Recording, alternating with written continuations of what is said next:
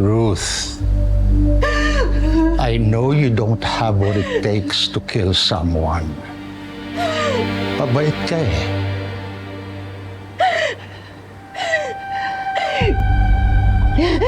Huwag ka lalapit sa akin. Ruth, nagkakamali ka sa mga sinasabi mo. Hindi ako ang nagpapatay kay Manuel at kay Miriam. Gumawa pa nga ako ng event para sa kanila. Huwag na huwag mong babanggitin ang pangalan ng anak ko. Ruth, nalilito ka lang. You're really confused. Let me help you.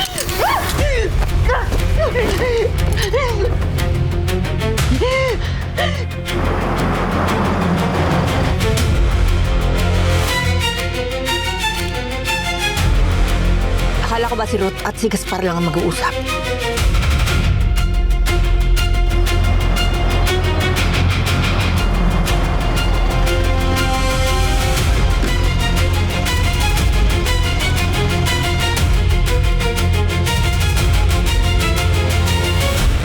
Joshua, ang anak ko.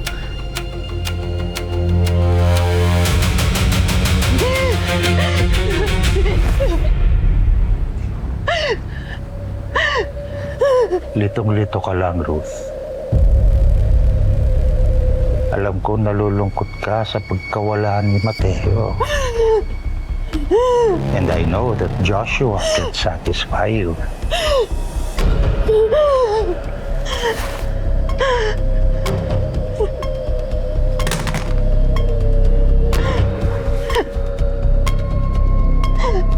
Akong bahala sa'yo.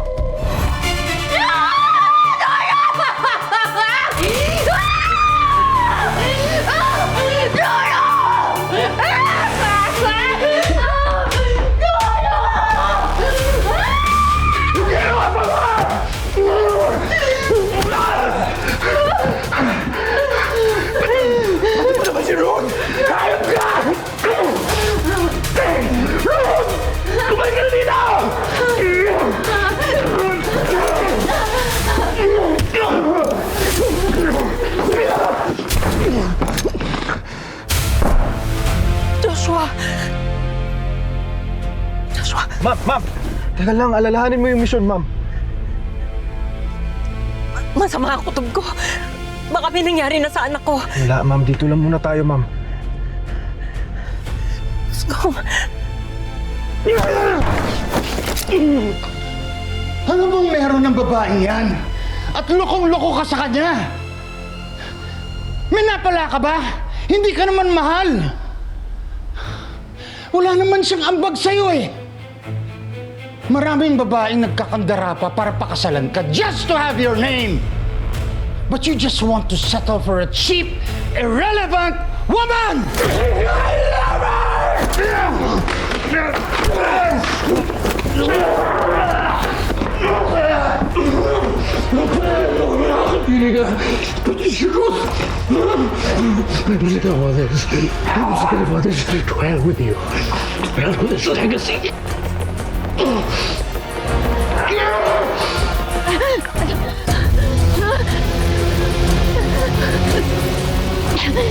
Ma'am, si Ruth.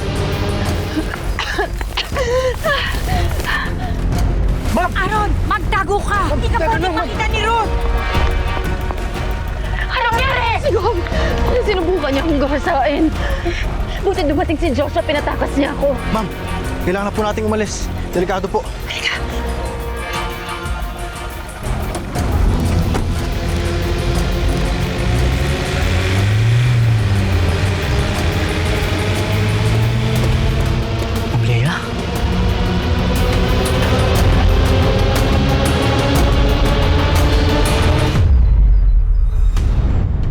Sobra na talaga yung Gaspar na yan. Pati si Ruth pa naman, ma'am.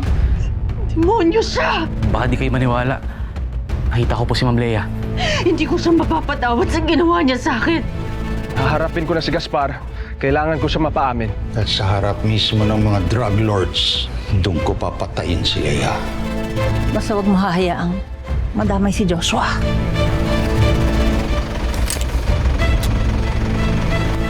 Gagawa Gagawin ko ang lahat para pabagsakin si Gaspar.